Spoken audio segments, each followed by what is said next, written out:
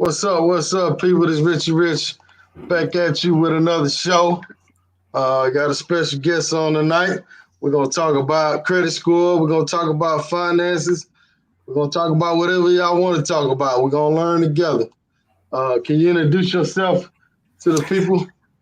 Yeah, hi everyone. My name is Linden Baptiste. I'm from the YouTube channel How to Get an 800 Credit Score.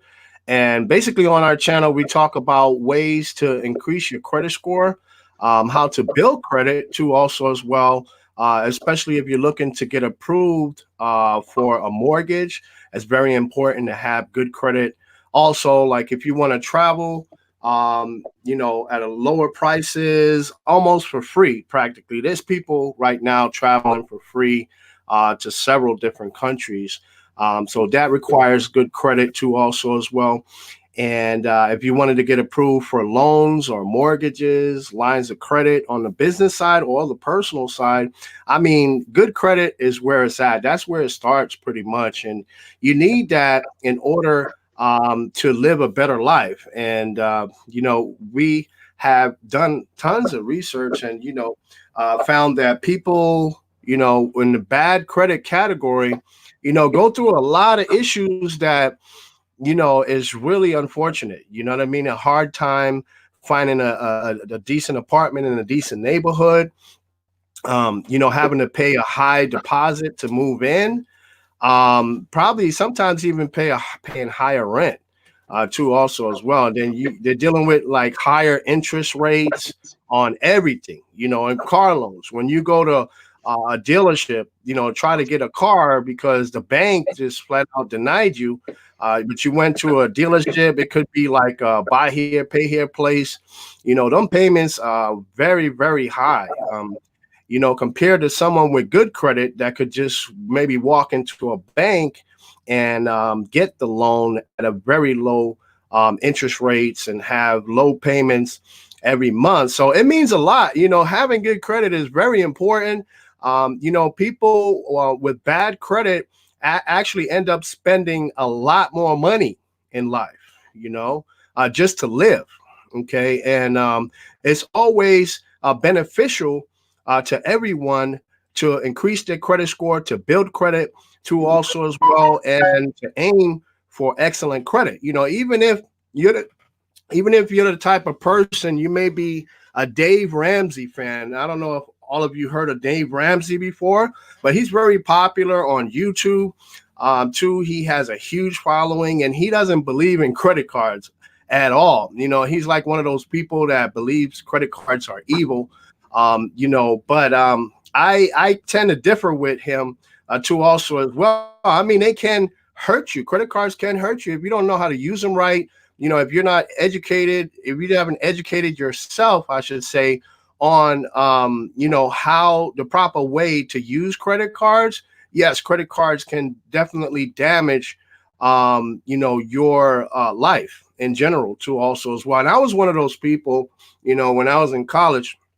I As soon as I started college, I started receiving all of these mailers, from different banks offering me credit cards, and I didn't know anything about credit at that time. And I mean, I just blew my first credit limit. I just blew it, man. I went shopping. I was like, man, what happened? Did I hit the lottery? Like my boy Bob from Cakeology. He's a business coach. He likes to say to on his channel. But yeah, I didn't know anything about it. So if you know how to use credit cards the right way, I mean, it could be very beneficial to you. To also as well, you can end up not only traveling for the world for free, but you could also reap a lot of benefits and rewards too also as well, sort of like a small supplemental income, if you would say, offer cash back and MR points and travel points and all of those things. Some people consider it a side income. Some people even go as far as churning, they would say, where people churn credit cards. I mean, the churning thing is where they go out and they get approved for a credit card, right? Because they have a good credit score, they have good credit. and they go ahead, they get a sign up bonus. They spend the required amount of spending for that credit card to achieve that sign up bonus. Once they hit that bonus, then they go ahead, shortly after that, they close out that card. They close out the account, and then they hit up another bank that has another big sign up bonus, and they do the same thing over and over and over. But they're very strategic about it. They know how to do it so that way they can continue getting approved on new credit cards and getting new sign up bonuses too, also as well. But I mean, that's something that I wouldn't advise anyone to do. Because Kind of a like lot of these coupon banks, clipping. yeah, it's kind of similar to that, because a lot of banks are hip to that right now. They know about credit card churning, so they will, a lot of them have these strict rules, and they will shut down your account. It could be your favorite credit card too, that you love. They could just shut it down because of that, seeing that, on your credit report and things like that. But I mean, guys, having good credit, I can't stress it enough. It's extremely, important to live a better life. Exactly. I heard you touch on the part where you were saying credit cards can be good and bad. In my opinion, it's almost like a person having a gun in a home. Like if you let the card fall in the wrong person's hand, so it's like suicide. Like you killing yourself, man. So you got to be mentally strong. And I agree with you. The first card I got, first thing I did was max it out, man. I couldn't believe I got this free money. I'm thinking I got this free money in my head. Man, I'm about to Uh-huh. max it up. I'm about to buy this, I'm about to buy that. I was late on Right. my first payment, the whole nine. So also I heard you talk about travel points, and you said you could travel the world. Can you go more into depth about that? Because I get questions about that a lot. About is it worth it for a person to get let's just say American Airlines card, or maybe a Delta card or something like that, or Spirit. Is it worth getting a card with the credit card company or with the airline type of deal?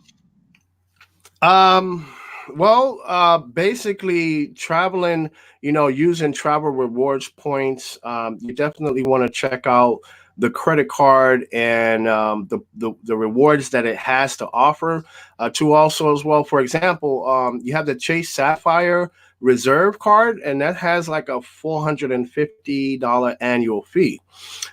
So it is a great travel rewards credit card, but it's mainly for people who travel often throughout the year.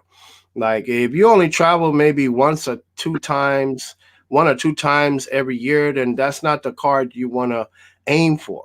You mainly want to go for a cash back credit cards more than travel rewards credit cards like the Chase Sapphire Reserve.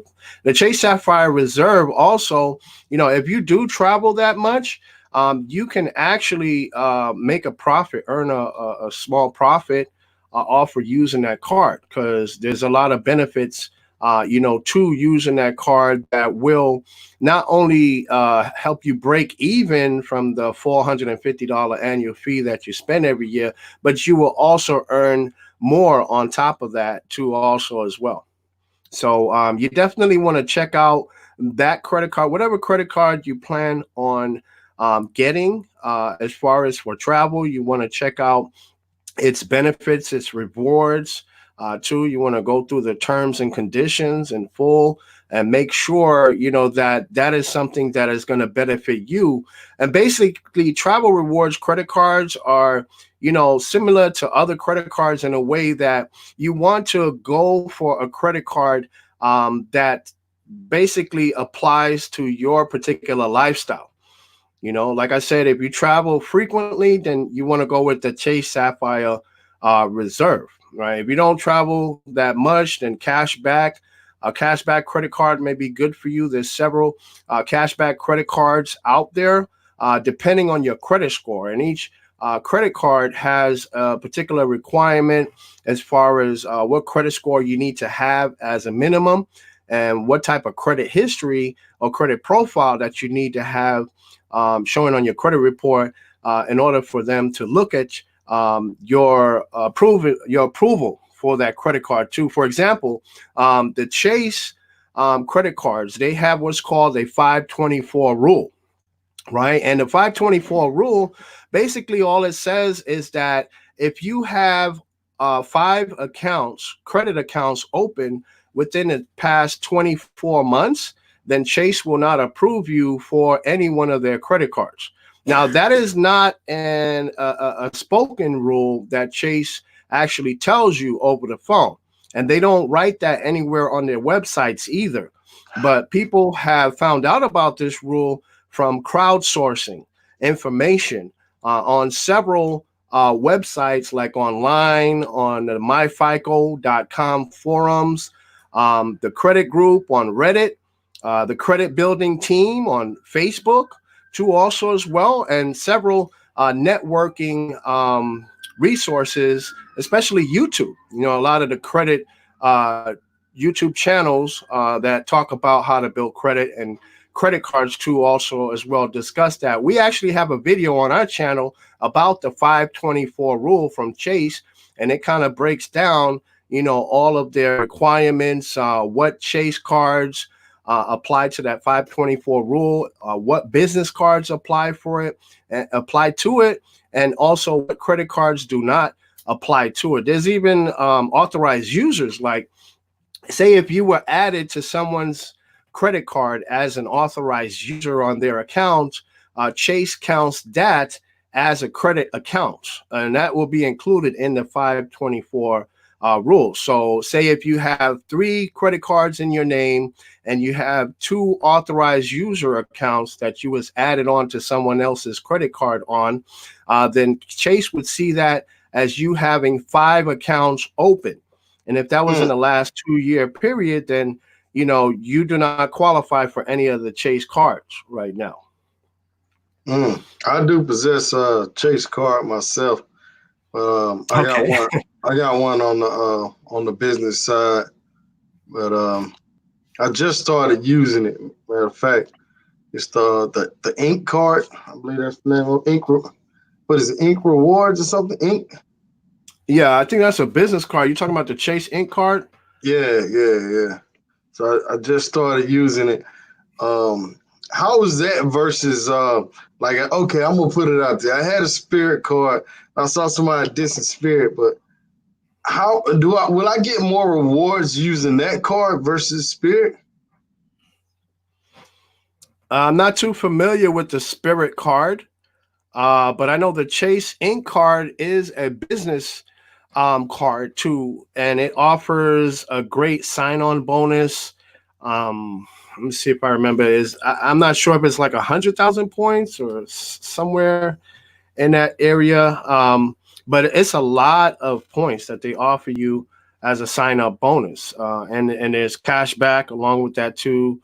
I've seen people use that card along with other Chase cards to kind of transfer points over and expand their rewards too, also as well. So the Chase Ink card is a great business card. I mean, if you can meet the spending requirements for getting the sign-up bonus and everything, it could be something that can definitely be worth your while. But yeah, the Spirit card I'm not too familiar with though.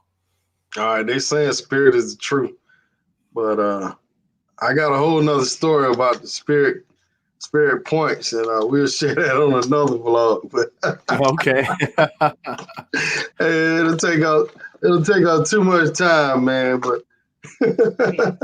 all right. So tell us, what's the best way for a person that has bad credit to build back up? What's the fastest method you recommend? Okay, well, basically, there is different ways you can go about it, right? But just keep in mind, though, although you are looking for the fastest way to build up your credit score and build credit too, also as well, and become, credit worthy to the point where you could just like walk in the bank and get approved for any credit card. You do want to realize that it did take us, a long time for us to get bad credit. It took us a long time. We had to actually miss a lot of payments. For example, a collections account on a credit report. It first starts out, it can start off as a late payment, as one late payment that's 30 days late on a credit report. And then after 2 months, it's reported as 60 days late. And then 90 days late is reported on a credit report. Now, after 6 months plus, I believe it's 180 days total, um, it goes to collection. Could get charged off, go to a collection. And then from that point, now you have a collection agency, calling you, maybe writing you letters at home and trying to collect money on this debt. And then after some time, then it can be reported on your credit report. So this does take time to, get bad credit. It takes more than a day. It takes more than 1 week. It can take more than a month to get bad credit. So we really don't expect us to, just get good credit or perfect credit overnight. It just, a lot of times it doesn't happen that way because, it took us a long time to get bad credit. So it's going to take us a while to get good credit. Okay. But the fastest way I would say to go about it is you want to firstly look at your credit report. Okay, that's the first step, and we have a video about that too, also on our channel. It's called the first step, and the first thing you would do when you're first starting off building credit, right? The first step in credit repair basically is to get a copy of your credit report. You can get a free copy of your credit report at annualcreditreport.com. Now, annualcreditreport.com, they will give you one free copy of your credit report per year. And I believe after that, if you want it more often than that, then you would have to pay, a fee to get a copy of your credit report more than once a year with them. And when you're looking at your credit report, you want to basically see what's on there. Like if you have any collections on there, medical collections, non-medical collections, and you definitely want to fully analyze it too to see how old those collections are. Are they 1 year old, more than 2 years old? Or do you have any on there that's maybe 5 or 6 years old? And then once you look at it, then you can come up with a good strategy on how you want to go about, cleaning up your credit report. There's other things too that you can look for on your credit report, such as misspellings of your name. Your name may be misspelled incorrectly, and you can dispute that with the credit bureaus too, also as well, and get that spelling corrected. Maybe they might have the wrong birthday on there, and maybe that wrong birth date may be causing the credit bureau to associate you with some other person that's not you. Okay, and now you all of a sudden you have that person's collection on your credit report right now. I think someone has a question. James Jones Yeah. says, Shout out to James Jones. He kind of read my mind on that. I was just about to ask you about that, but you can go ahead and answer that. Appreciate that shout out. That super chat, James Jones. okay, so James Jones, thank you for joining us. I appreciate your question. And basically, your question is, should I pay a collection agency? Well, James, basically, at first, initially, okay, you should not, right? That your first approach would be to not pay it. And the reason why you do not want to pay it so early on in the game is because they have such a thing out there called zombie debt. Okay, yeah, zombie, like the word zombie, like if any of you watch like The Walking Dead, you see them zombies coming out. Oh, yeah, the zombie, and basically they call it zombie debt because it could be a debt that's just there on your credit report, and if you pay it, like for example, say the date of that. The last activity on that collection that you have on your credit report is 2007, say 2013. Okay, that would make it 6 years. Okay, a 6 year old collection. Now it's getting ready to fall off your credit report in one more year. Okay, that would make it 7 years, right? 7 years old for it to fall off of your credit report. And then say all of a sudden you make a small payment, a collection agency just calls you up on the phone and says, "Hey, Mr. Jones, if you only pay $1, we just asking that you pay only $1. At least pay us something today, so that we can have something in good faith from you to also as well and take care of this debt that you owe." And you just say, "Okay, hold on." You pull out your credit card and pay that $1 over the phone with that rep from that collection agency. And now see what can happen because you paid $1 on that debt. That collection that you have on the credit report that is 6 years old, well, now is a brand new collection now. It's brand new as of the Mm. date that you made that payment. Because what the collection agency can do is they can report that payment, that $1 payment that you made to the credit bureau as the date of recent activity or the date of last activity on that account. And that's what the credit bureaus go by, the date of the most recent activity on the account. So if they see the date of most recent activity on that account as today, October 7th, 2019, then all of a sudden your 6 year collection is now 1 day old. Okay, now you have to wait another 7 years to get that account removed. You could go to a credit repair company and have them work on it. You could call an attorney and have him try to help you dispute this collection, but it's going to make it so much more difficult for that person that you hired to get that collection deleted off your credit report. You know why? Because by you paying $1 on that collection, you are admitting full responsibility for that debt. You are, in other words, by law, you are admitting that that debt is yours. So Okay, basically, if you got a debt and it's 5 years old, you might well just don't pay it until it goes off, right?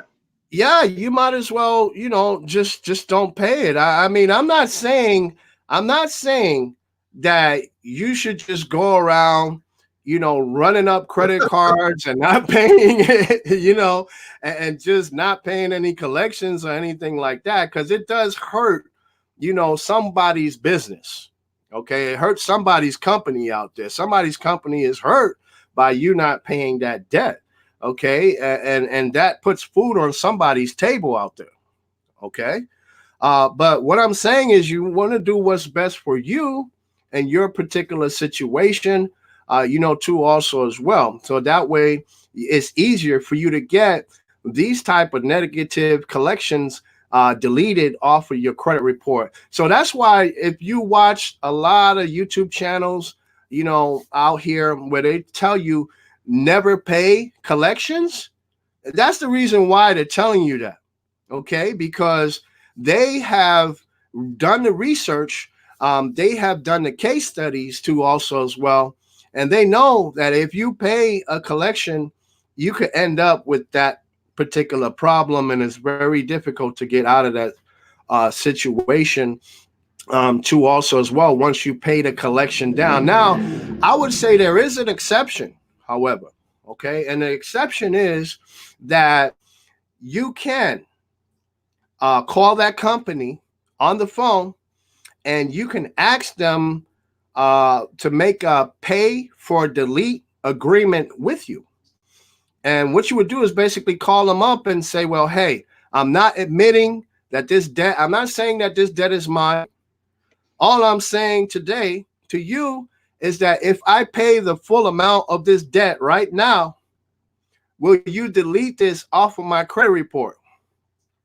If they agree to that, then make sure that you have them send you something in writing.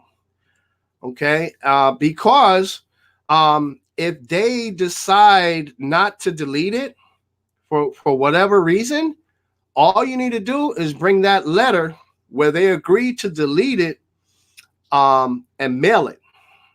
Mail a copy into the credit bureau, and they will delete it immediately off your So credit report. so you have to get them to send that letter before you make that payment.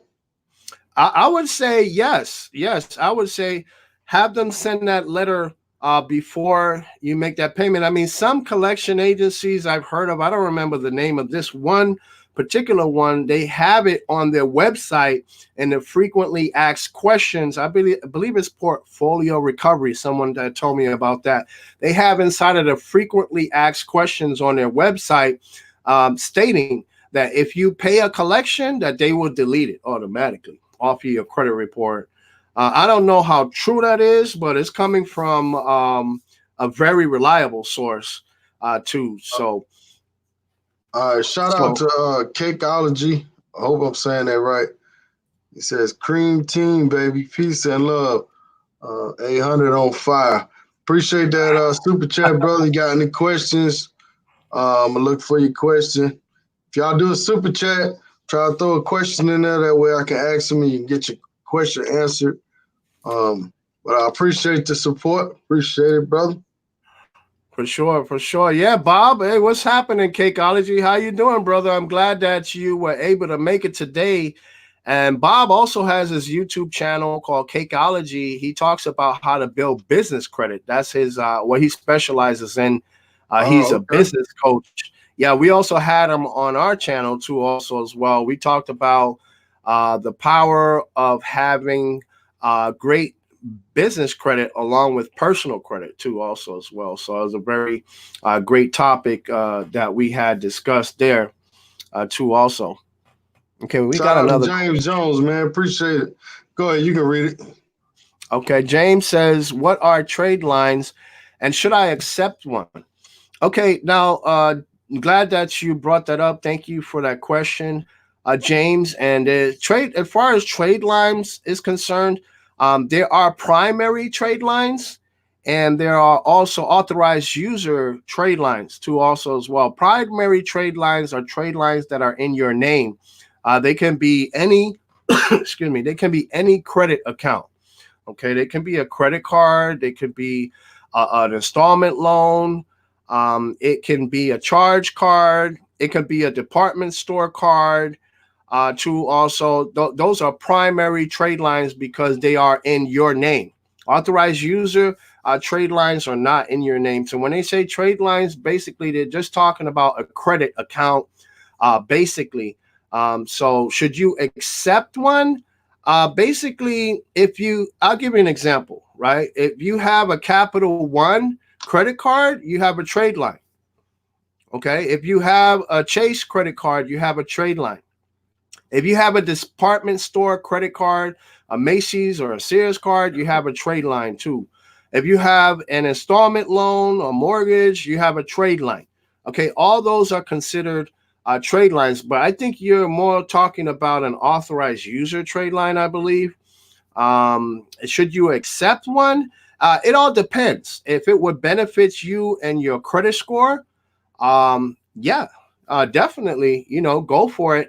Especially if you looking to get approved for like a mortgage, or maybe you're looking to buy a car in the near future or something, you can definitely get an authorized user trade line, and that, but something you want to get something authorized user trade line that will actually benefit your credit score. In other words, when you're looking for an authorized user trade line, you're looking for something that has a lot of age, okay, age or credit history, right? Because say, for example, if your total credit history is 2 years, right, on your credit report, and someone's offering you a 6-month authorized user, that's really not going to benefit you, okay, unless it has a high credit limit, and that credit limit will lower what's called your credit usage. Credit usage is a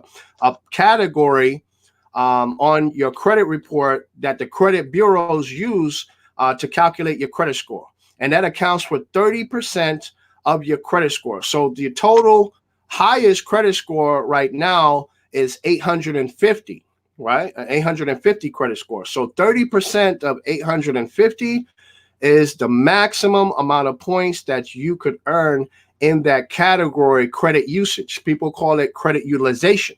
All they're referring to basically is how much of your total credit limit on that credit card that you are using, right?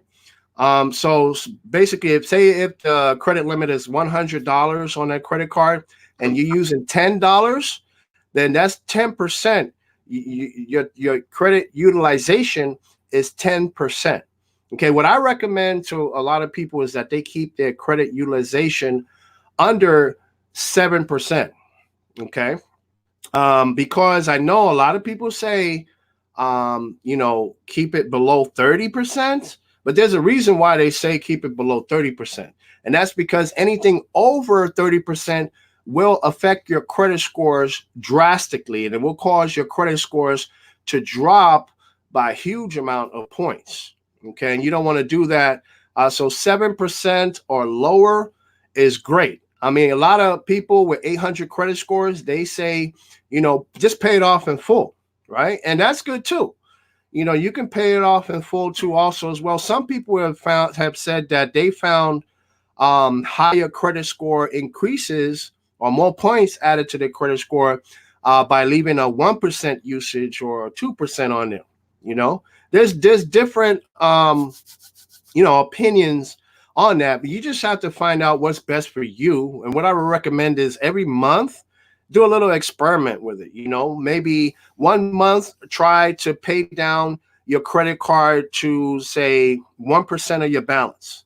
Maybe another month try to pay it off to 0% and don't leave any balance on it, and notice the difference in your credit score. You can try 3%, 5%. You could try different percentages to see how your credit score fluctuates and what's the better, more beneficial to you.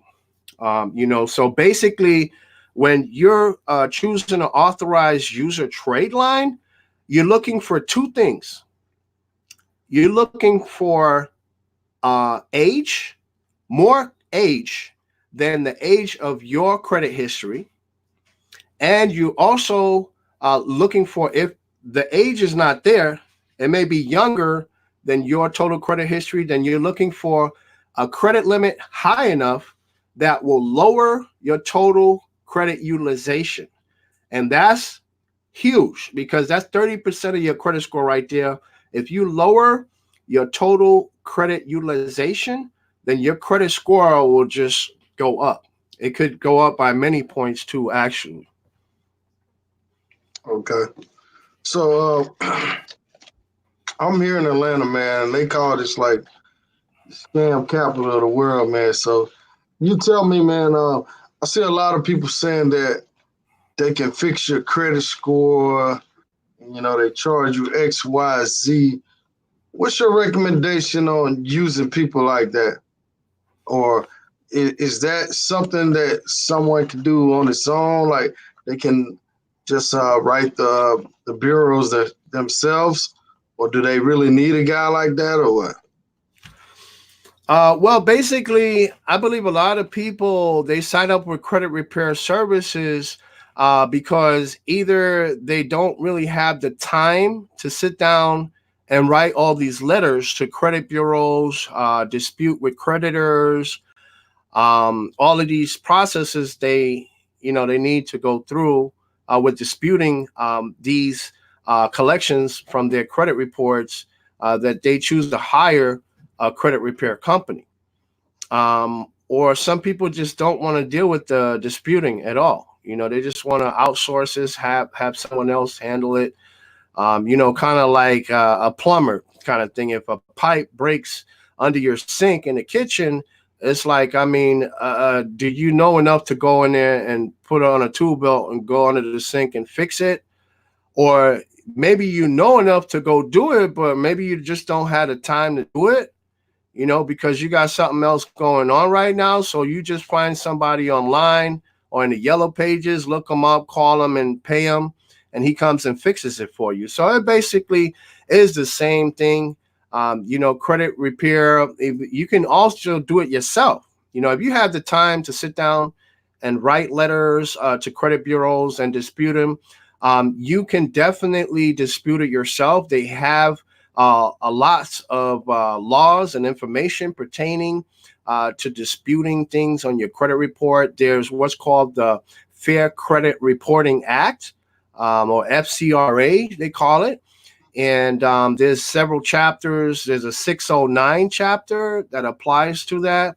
And you have the 611 chapter of the Fair Credit Reporting Act, which 611 chapter pretty much refers to credit collection accounts that may be got deleted off your credit report, and all of a sudden they just keep coming back. They keep coming back like zombie debt. They die and then they keep coming back. They die and they keep coming back. You gotta like poke them in the head for them to just go away completely. So 611 applies to that. Some people look at 604, the Fair Credit Reporting Act. So it can be done yourself. But if that's the route that you want to do, you want to do it yourself, then there's a way to do it. You want to go out and do the research. There's lots of information out there that will help you to dispute these things, these items off of your credit report. There are tons of videos that people are making on YouTube every day about teaching you how to dispute items off of your credit report too, actually, as well. We just had a gentleman as a guest on our channel last week. His name is Michael Holmes from Delta Credit Restoration. That's the name of his YouTube channel. And he, basically does the disputes with his clients and everything. He disputes for them, So, I mean, he puts out a lot of content on his YouTube channel about how to dispute collections and going over the process, step by step. Too also as well. There's tons of people out there on YouTube. We even do videos on our channel sometimes about, things that you need to know to dispute credit, collections off of your credit report, things that you can do if you have a zombie debt, if you have a collection that was deleted before and just keeps coming back on your credit report, what you can do about it. We have a video about that on our channel too also as well. So basically you just want to do the research. And also, like I mentioned before, you could also go into the MyFICO forums online. MyFICO, basically they have tons of forums that deals with all types of topics about credit and credit repair. You can learn a lot from people who have many years of building credit and fixing their credit, fixing other people's credit too also as well. So all of those groups definitely will help you out because, I mean, it's free information.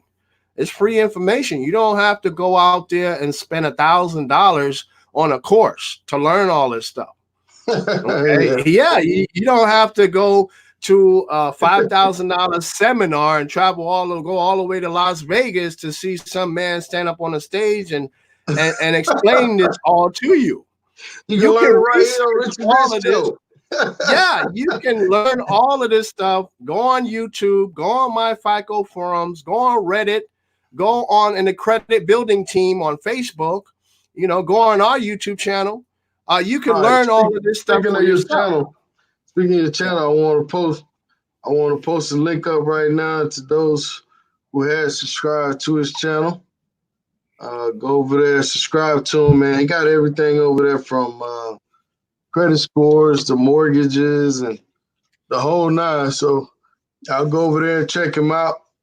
I see you had a mortgage specialist on your channel the other day. Yeah, that was Michael Holmes from Delta Credit Restoration. Basically, we talked about how to qualify for a mortgage, and he basically spoke about like certain behaviors that you want to make sure that you have tightened up before you go ahead and apply for a mortgage. For example, you want to get your credit right before you go out and apply for a mortgage. Don't get me wrong. I mean, FHA might approve you with a 580 credit score, which is, pretty much bad credit. But, if you're not going for FHA and say you want to go for your second loan, your second mortgage, you want to make sure that you're working on your credit for sure. And for example, for at least 6 months to 1 year, don't go out applying for credit and stuff because you get what's called hard inquiries for each credit application, and they lower your score anywhere from 5 to 7 points for each credit application too also as well. So you want to make sure you're aware of that before you go out and apply for a mortgage. Also, if you're thinking about applying, you definitely want to keep your credit utilization in check. Like I talked about before, you want to make sure that total usage on all of your credit accounts is less than 7% or as low as possible. Okay, you want to definitely put that in check. You want to make sure you don't have any credit cards that are over 30% of usage. That you want to make sure you keep that going month after month after month for at least 6 months to a year before you apply for a mortgage. Because once you go out and apply for a mortgage, now what the lender is going to do, they're going to pull your credit report. And they have a special FICO score that they're going to use. Now, I could tell you some FICO scores that mortgage lenders pull, like some pull the FICO 2. But I can't tell you the exact FICO score that your bank is going to pull. They might pull a total different score than what I'm telling you to look at. Okay, so what you want to do is make sure your credit is tight before you even go out and apply for a mortgage 6 months to a year before you do that too also as well. So that way you have the better chances, not only just getting a deal. Okay, you shouldn't be worried about just getting a deal. Okay, anybody can go out and get a deal. But the thing is, you want to get the best deal for you and your family. Okay, which means you want to get the lowest payments that you can possibly get on a mortgage. And how do you go about doing that? Well, basically, you have to have a strong credit profile on your credit report, and you have to have a good credit score. Okay, the higher your credit score, the better. Okay, and it can actually save you thousands of dollars, especially if you're looking at a 30-year mortgage. You're talking about saving up to $30,000 over the course of 30 years, but still that's a lot of money. Okay, if you take $30,000 divided that by 30 years, how much is that? That's still money, $1,000 a month. I can use that. So, I mean, $1,000 a year, right?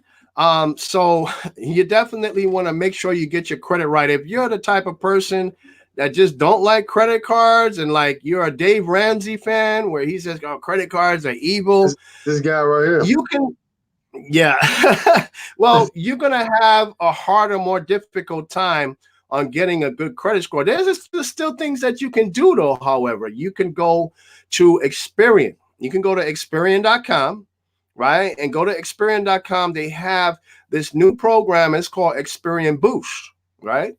When you go there, you sign up for Experian Boost, but you do have to have a checking account, because they're going to look through your checking account to see if you pay your bills on time every month. Okay, and part of the reason why they came out with Experian Boost is because they know there's a lot of people out there who are Dave Ramsey fans. They don't like credit cards. Maybe they were told when they were younger that credit cards are evil, credit cards are the devil, or whatever the case is. So it's good for people who don't use credit cards too also as well. And some of the politicians just recently, actually two of them, one is a female senator. I can't remember her name. I believe she's running for president. She's half Jamaican and half something else. I don't remember her name, but you guys can help me out in the comments if you can remember her name. Another one is Bernie Sanders, and another one is Elizabeth Warren, right? They're talking about people who are what they call credit invisible. Okay, now being credit invisible is basically you could be a type of person that you pay your bills on time every month. Okay, you never had a problem, you never had a late rent payment, you never been late on anything. But the only issue that you have is you never had a credit card. You don't use credit cards. Okay, so they wanted to make it possible for people who are credit invisible like that to have good credit, to have a good credit score, to also as well. So what Bernie Sanders is planning to do is he wants to close down the 3 credit bureaus, and he wants to open up a public credit registry, what he calls where medical collections that are on your credit report would not be counted at all towards your credit score. Okay, and also if you pay a collection, it will not reflect negatively on your credit, and you can still have a high credit score and have collections on your credit report too also as well. And for people who are what you call credit invisible, they will have the ability to build credit, right, and to build a good credit score more without ever having credit cards.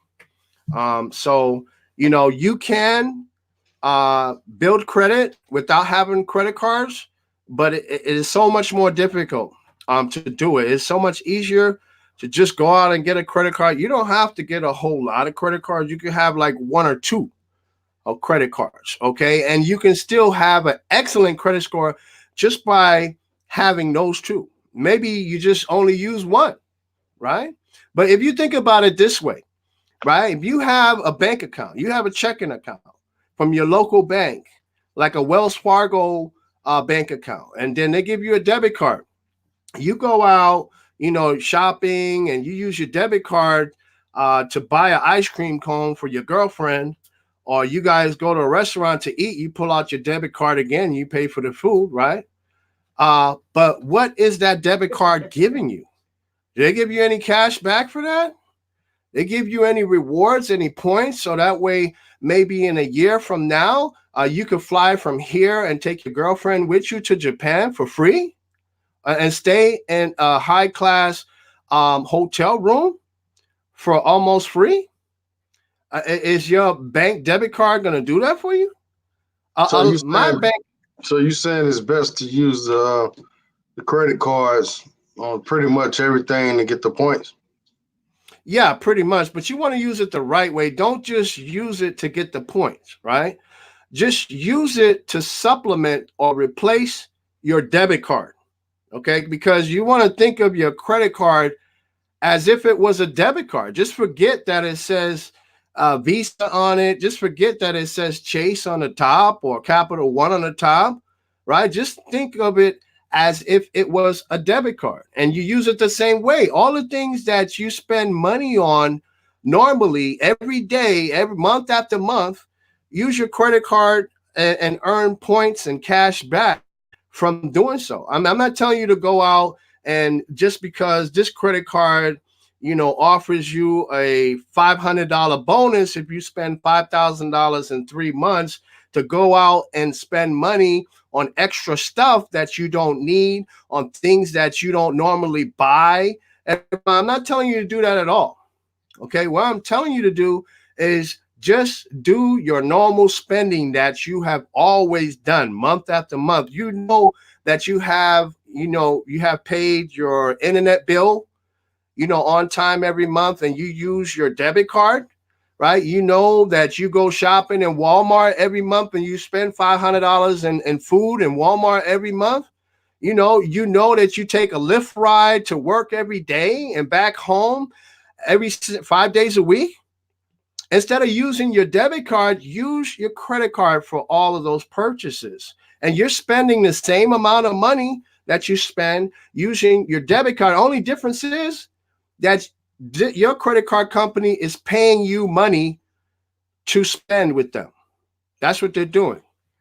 And some credit cards, they will actually give you a choice. You can use your cash back as a statement credit, whereas it would count towards your statement, right? And they will calculate it. That will deduct that cash back from your balance, right? But not from your minimum payment due, but your balance, right? Or you can have them mail a check out to you, or you can have it deposited in your bank account. But I mean, money is money. If you make an extra $40 or $50 a month just from spending on things that you normally buy anyway every month, why not do it? I mean, it's free money, right? And who doesn't like free money? Right. Hey, so as far as trying to build credit and stuff like that, with your credit cards, is it best to pay that balance off every month, or is it best to pay a portion of it and let it trickle over and keep paying like that?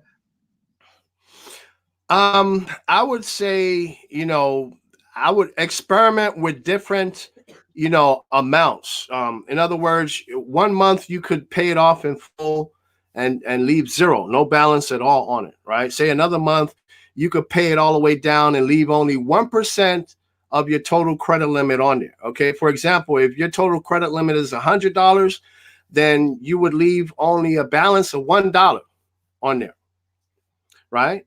And say the next month you would leave maybe 5% balance on there. And the reason why you're doing that is because you want to see which percentage will you the highest boost in your credit score, right? Every month. Because this gets reported to the credit bureaus. What your creditor does is all the activity that you have on your account each month, like how much you spend on that credit card, things like that. That's being reported to the credit bureaus each month. And you want to make sure you keep track of what date your credit card company makes their statement, because they all have a statement date, right? You want to make sure you know what that date is, and you make your payments a few days before that statement date. So that gives them some time to post that your payment to your account. So that way, when they do the picture snapshot of your account for that monthly cycle, then they can go ahead and report that to the credit bureau too also as well. So some people say pay off all your credit cards in full every month. Some people say leave only 1%. There's another guy that's kind of one of my mentors. He's in the Facebook group called the Credit Building Team on Facebook. He's been building credit for almost 30 years now. He says leave 1% balance on one of your credit cards, use 3 credit cards, but pay off the other credit cards in full. Okay. So like I said, there's other people like a guy named Wise Flies. He has his own YouTube channel too also as well. He talks about credit card and travel rewards and points and all of that. He recommends just pay off your credit card in full each month down to zero. And he has an 821 credit score. So it varies. I would say do what's best for you. Just you need to find out what's best for your credit score by, like I said, experimenting with it. Try different balance percentages each month, but do not never go above 30%. And I would recommend staying below 7%. Okay. Basically, I'm not saying never use more than 7% or 30% in that cycle. Okay. Because a cycle, it can be 25 days, right? On your credit account. But what we're talking about here is, say that first week of the cycle, say you went out, you could go out and spend 90% of that credit card.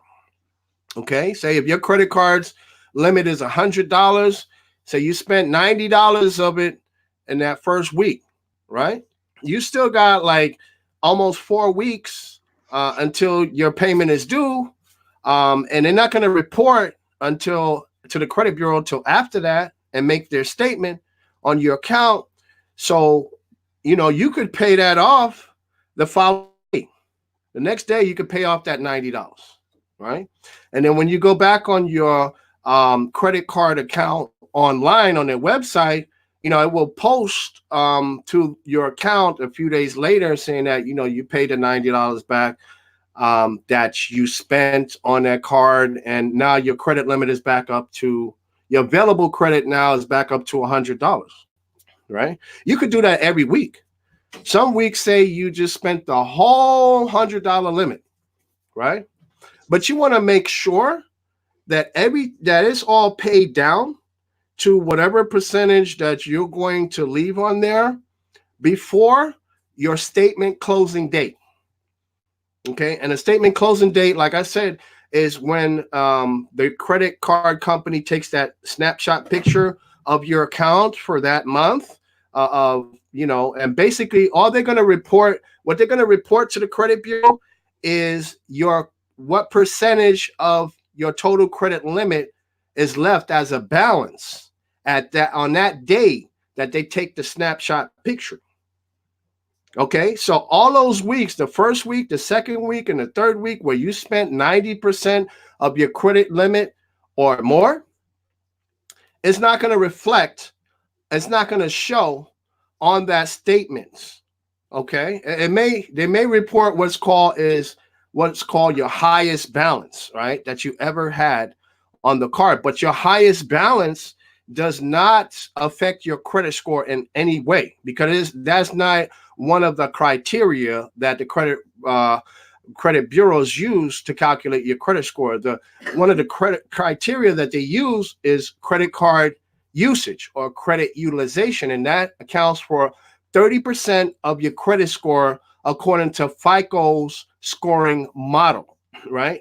FICO has 5 different categories to where they use to calculate your credit score. Okay, the first one is called payment history, and payment history, that accounts for 35% of your credit score. That basically, shows if you've been paying your payments on time every month, how many times you've been late.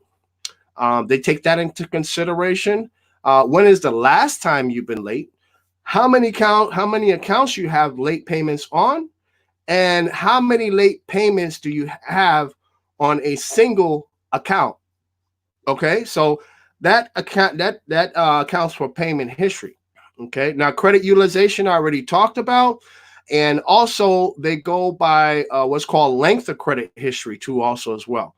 Length of credit history is a category that the FICO scoring model uses to calculate your credit score, and that category, length of credit history, is divided up into 3 sections or 3 parts. Right? One of the 3 parts is pertaining to your average age of credit. Right? The second one is the last time you've used your credit accounts. Right? And there's another section 2 also. There's 3 parts that's divided into, but basically what you want to remember is that category which FICO uses, it accounts for 15% of your credit score. It's called length of credit history. Okay, another category that FICO uses to calculate your credit score as well is called new credit. Right? New credit is basically talking about how many times you put in a credit application, right? And basically what they're focusing on is hard inquiries, or people call them hard pulls, right? A hard inquiry is when you apply for, say, a credit card, for example, like you went on the discover.com website and you applied for the Discover It credit card. What Discover is going to do is they're going to take your application and they're going to check your credit report from, could be 1 credit bureau, could be 2 credit bureaus. Who knows? Okay. Capital One is notorious for checking all 3 credit reporting bureaus and giving you 3 hard inquiries. So basically, a hard inquiry is each and every single time that you applied for credit and the creditor did what's called a hard pull. Now, a hard pull actually can cost you 5 to 7 points off of your credit score. So your credit score can go down between 5 to 7 points for each and every single hard inquiry, according to the credit scoring models too, also as well. So credit inquiries or new credit, that's a category that FICO uses to calculate your credit score, and that accounts for 10% of your credit score. Now, the last 10% of your credit score is called credit mix, okay, or types of credit. And what credit mix is pertaining to is what types of credit that you have on your credit report. Do you have revolving credit card accounts, such as Capital One, Discover, could be First Premier credit card or First Progress credit card, could be any credit card. Okay, it's a revolving, as long as it's revolving, basically meaning that your balance and your credit limit can be refreshed. Like, for example, if you have $100 credit limit and you spent, say, $10 of it or 10% of that credit limit, you paid the $10 back. Now your credit limit is back to $100. That's revolving. Okay, that's revolving credit. Also, what they want to see is also installment loans, like any type of loan they want to see. Okay, could be a regular installment loan from a bank. It could be an installment loan from another bank, which does like subprime, like self or self lender is what the name of the company used to be called. It could be Navy Federal Credit Union. It could be a loan from them, an installment loan from them. It could be a mortgage loan. That also counts. Car loans counts too also as well. Lines of credit count too also as well. Charge cards, retail cards too also as well. All that account counts and makes up your overall credit mix or your types of credit for that category.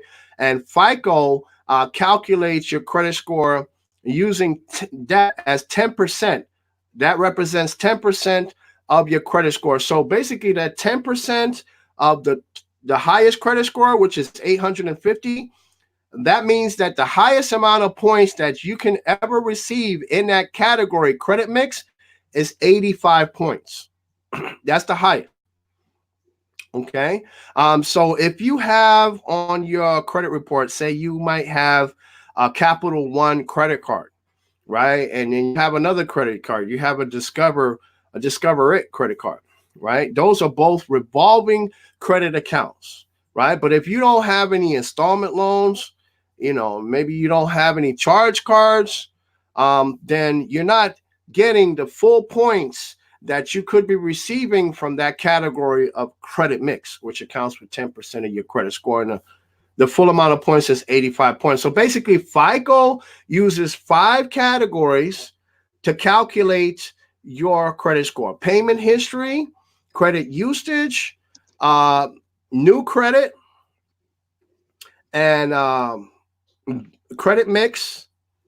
And basically, they're using also hard inquiries. If I left any of those out, just let me know, because I know sometimes people think I'm like an encyclopedia, but I'm not, right? But they use 5 categories. Now FICO, people ask me, which we made a video about this just the other day. I believe it was last night. We made a video live stream, and the topic was why is my FICO score different from my VantageScore? And the reason why we made that video is because a lot of people have asked that question. A lot of people have brought it up, right? And many live streams, not only on our channel, on several other different YouTube channels that talk about credit repair, and building credit too also as well.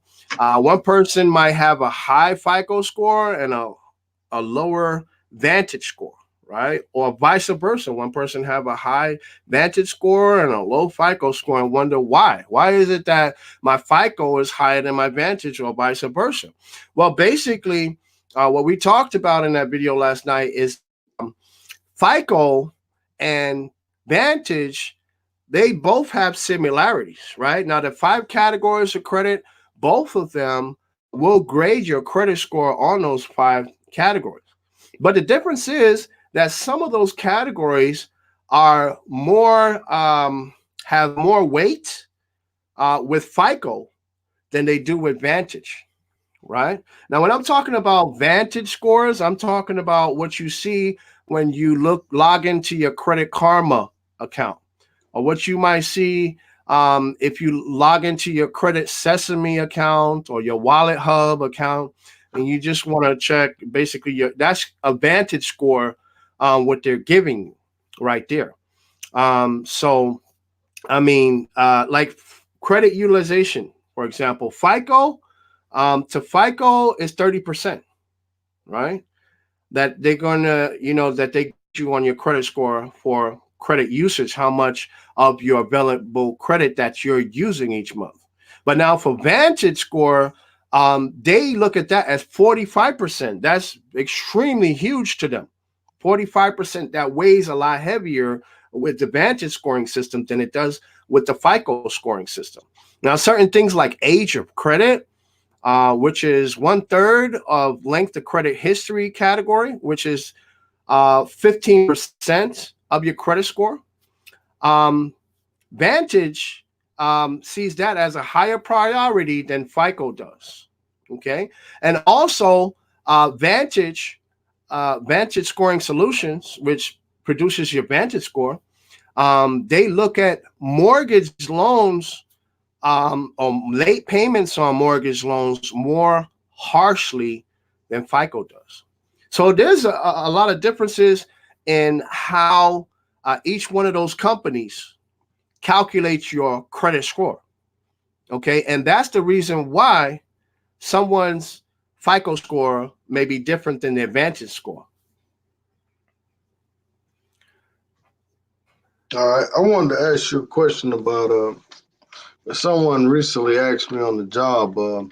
It's a younger guy, and he was saying that he didn't have any type of credit, so he was trying to start fresh, and only credit card he was offered was correct me if I'm wrong. I think it's the secure cards where you actually have to have a certain amount in an account or something like that. What's the name of those cards? Okay, basically, he's talking about a secured credit card. Yeah, you A recommend that for starting out building credit? Or? Yes, definitely. I mean, if but first, I believe what you want to do first, when you're looking to build credit, is you want to go on some of the bank's websites, and they have what's called the pre-approval sites, right? American Express has one. I believe Chase has one. Discover has one. Most of the big banks have a pre-approval website, except Wells Fargo only has it for Wells Fargo customers. But you can go on the pre-approval website, and you're just going to basically fill out a form, and it does not affect your credit score at all. They will not hit you with a hard inquiry on your credit score or anything like that. So it will be what's called a soft pull. Basically, a soft pull is basically the opposite of a hard pull.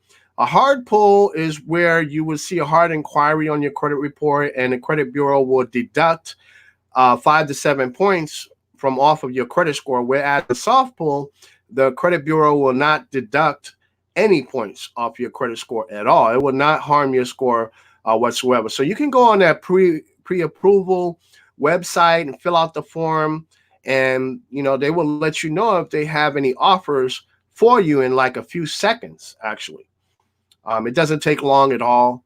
So you may want to go that route first, especially if you don't have any collections on your credit report, if you don't have any late payments on your credit report. Say you're one of those people that may have like a clean credit report, but you just have not built any credit. You don't have any credit cards or anything like that, but you have a clean credit report. There's a lot that you can do with that. But some banks may not want to approve you for any type of credit just because you don't have any credit. You don't have any credit history. They're looking at your credit report thinking, well, we don't, we're not sure. We know he doesn't have any late payments. He doesn't owe anybody any money, but we don't know how good he is at paying his bills. By looking at your credit report. So they want to know, are you basically credit worthy?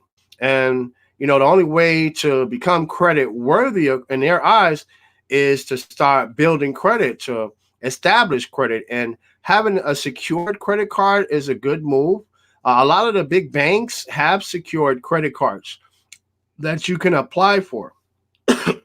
like Discover It is one of the best secured credit cards to start off with, too, also as well. The reason being is because they offer 1% cash back, right, for your purchases that you make. And at the end of the year, Discover It will match the amount of cash back that you received for that year in full. They will match it. So if you earn, say, $200, and it took you a whole year to earn that $200 and cash back, then Discover It, they will give you another $200. So now you have $400. Okay. So they're one of the great credit cards, secured credit cards to start off with. And also, after some time, it can be 8 to 13 months. They will graduate your secured credit card up to an unsecured credit card status. So basically, they will do like a product upgrade on your credit card. And instead of you having a secured credit card earning 1% cash back, maybe you would be getting like 5% cash back now on certain purchases, right? And a lot of the other big banks, they have secured credit cards. Citibank has a secured credit card. I believe Capital One has a secured credit card. They also have another credit card that's good for building credit, which is called the Citibank Capital One. I'm sorry, Capital One Platinum MasterCard. It's not a secured card, but it can be used in the credit building stage. That early on in the credit building game.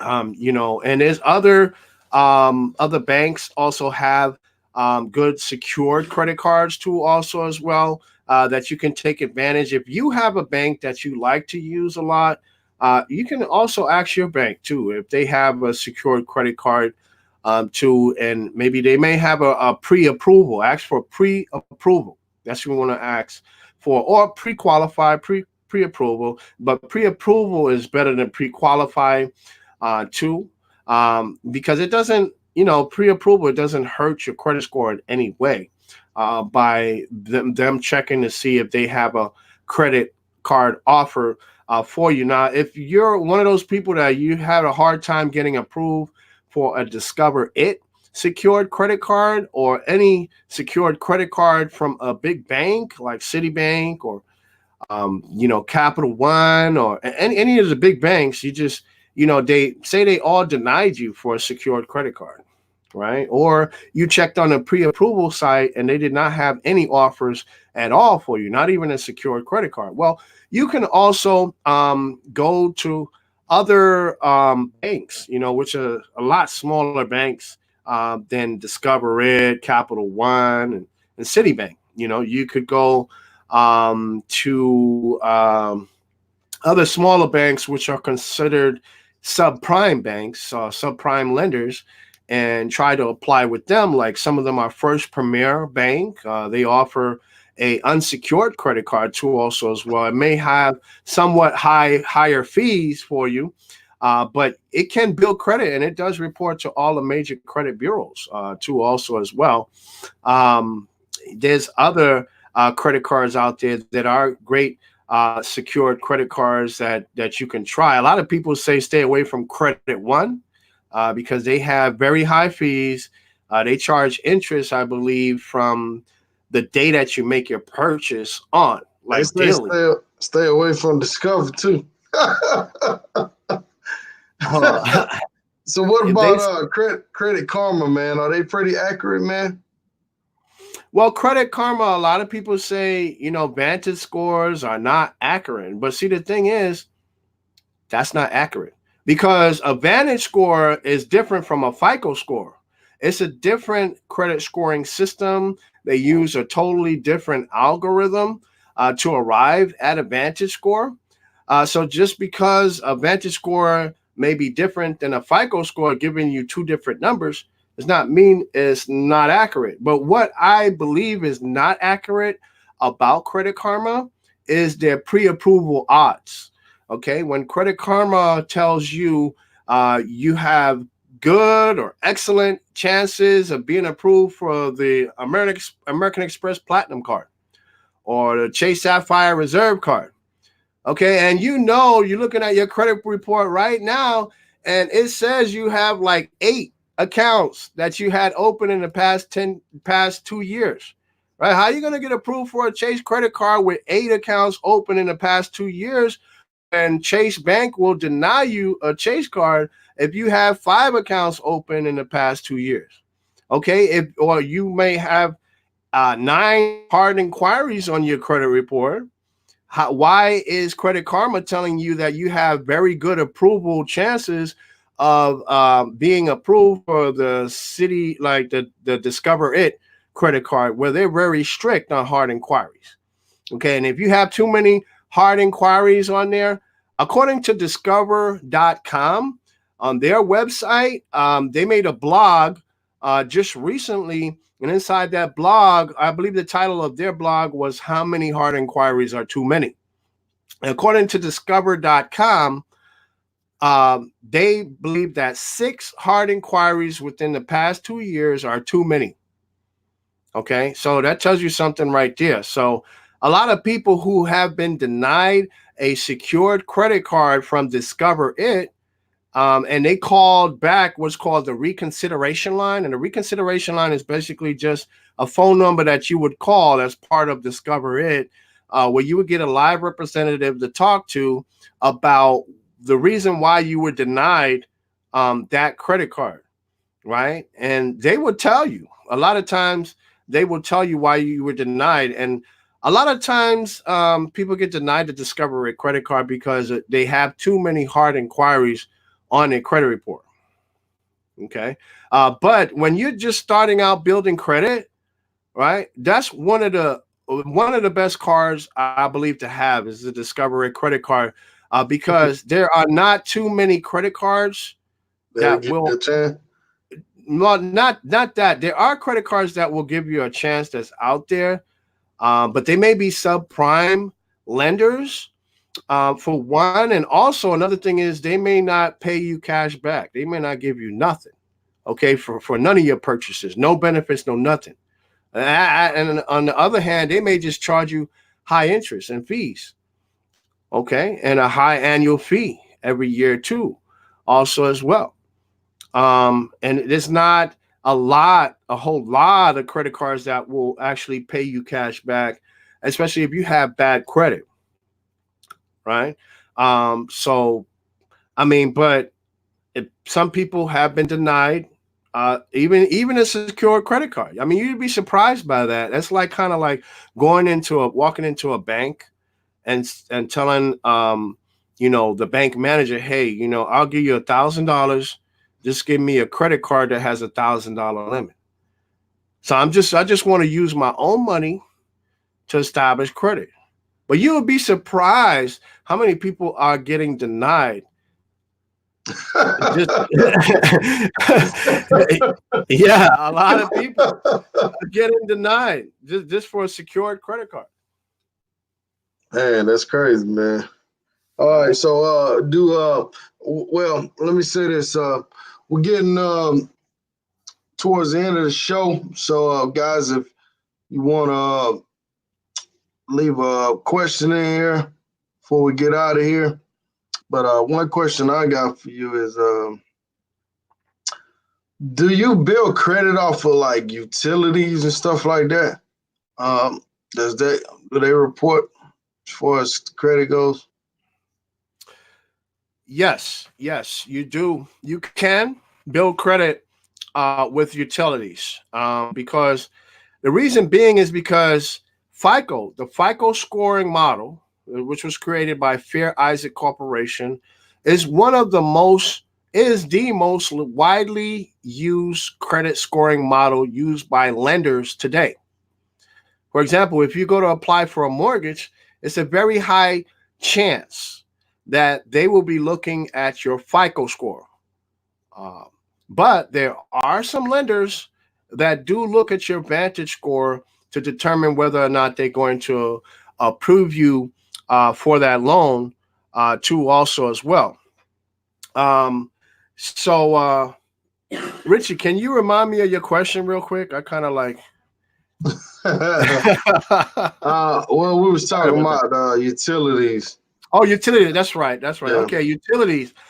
So basically, with utilities, there are different companies out there that will report your rent payments each month to the credit bureaus. Okay, Rental Karma is one such company, and they will report your rent payments to the credit bureau, to TransUnion, the TransUnion Credit Bureau, each and every single month. Okay, now there's a fee that you would have to pay for that. Actually, I had signed up with them too when I first started building credit too, also as well. But the good thing about Rental Karma is that they also backdate too, also as well.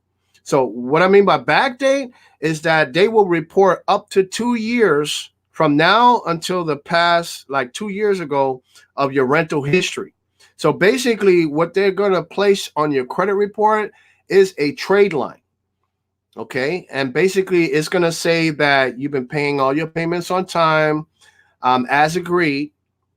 And they're going to report that to the TransUnion Credit Bureau each and every single month. Now, there's other companies too, also as well, who report rental payments too. Also, there's actually a checking account that will do that for you for free, and you don't have to pay any fees for that service, like you would have to pay to Rental Karma or some other rental reporting company.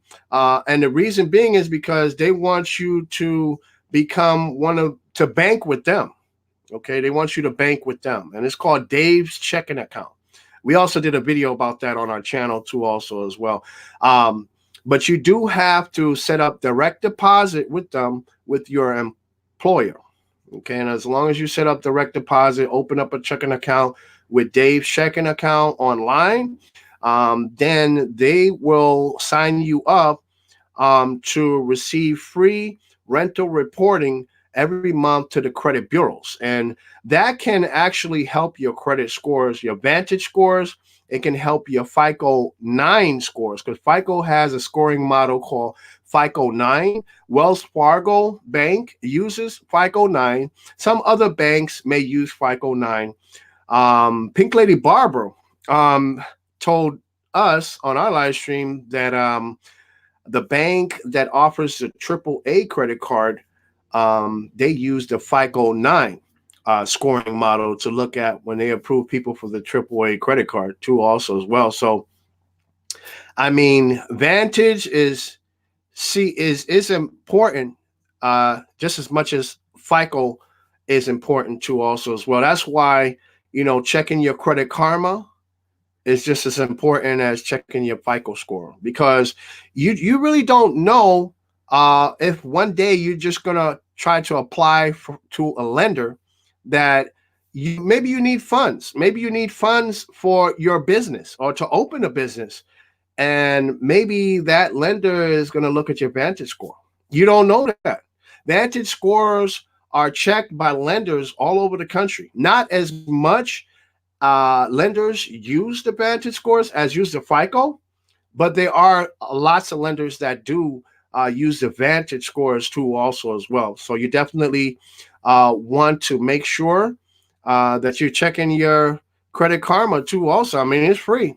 Why not? A lot of the FICO scores are not free. Okay, you have to pay a fee, maybe each month to check it. Some of them you have to pay a one-time fee, and they will give you a snapshot of all three of your credit bureau credit reports and credit scores for a fee. But that's just one snapshot in time for one particular date, right? Other than that, How they much will do they charge? refresh. Well, .com, they charge $31 for a snapshot of an Of update. Like all say three of if them? of all three credit bureaus, like say for example, right now I wanted to know uh, what my credit scores are on all three credit bureaus, and I want all FICO scores. Right now on October 7th, I want to know what my score is on October 7th, which is today. I will go on Experian.com, right? And I would purchase an updated credit score. A refresh is what they call it, a refresh. I would hit the refresh button, and then a little spiel would pop up telling me how much I'm going to be charged and everything. And then I can purchase that for, I believe it's $31.94, something like that, as a one-time purchase. And then I would be able to see all of my credit scores on all three credit bureaus, and they'll be all FICO scores. But you can also get a free copy by going to all three of the bureaus yourself, right? You can get a copy of your credit report from all three credit bureaus. Yes, you can. Or you can go to annualcreditreport.com, and they will give you a free credit report from all three credit bureaus once a year. Once a year is They free, will but I actually believe send you the score. I I'm don't not think sure. so. I'm not sure, but it will show you everything that's on your credit report. Yeah, Um, yeah, if sure. if you want it more frequently than that, then you might have to, pay a fee. Or if you have a trade line, and when I say trade lines, I'm talking about any credit account, credit cards, mortgages, installment loans, whatever it is. It's a trade line. Okay, it's a trade line because it reports your credit activity to the credit bureaus each and every single month. So it is a trade line.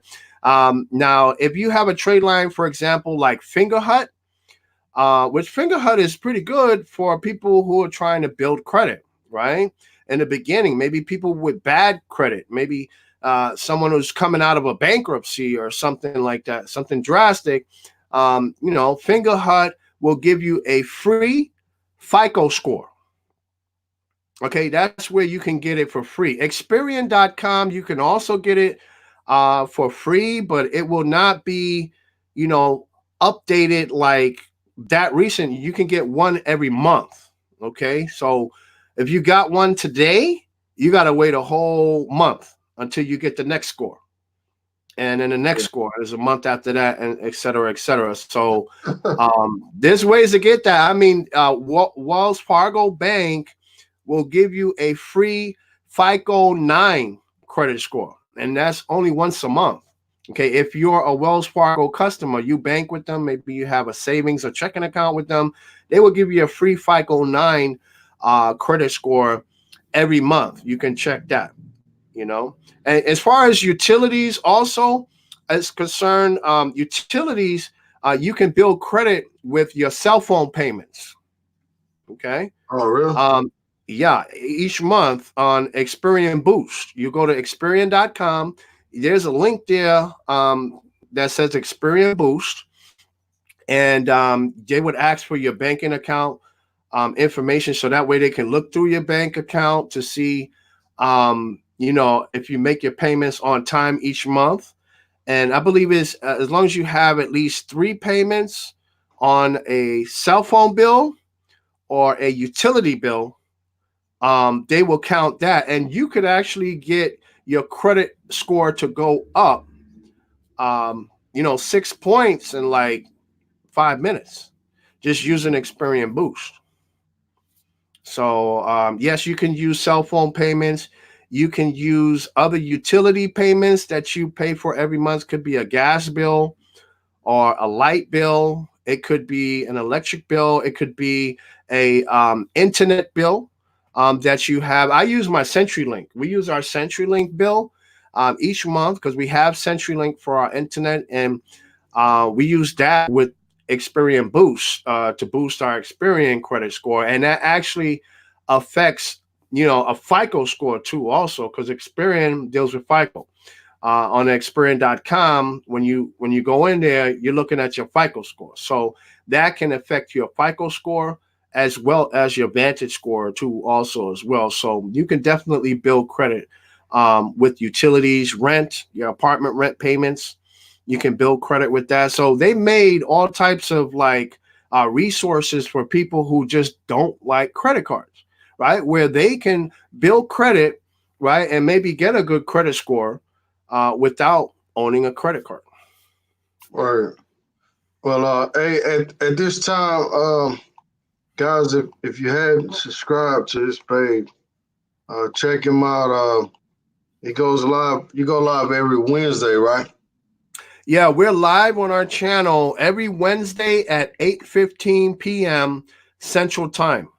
If y'all subscribe, go ahead, put subscribe on the page. I want to see people hitting this page up, support him.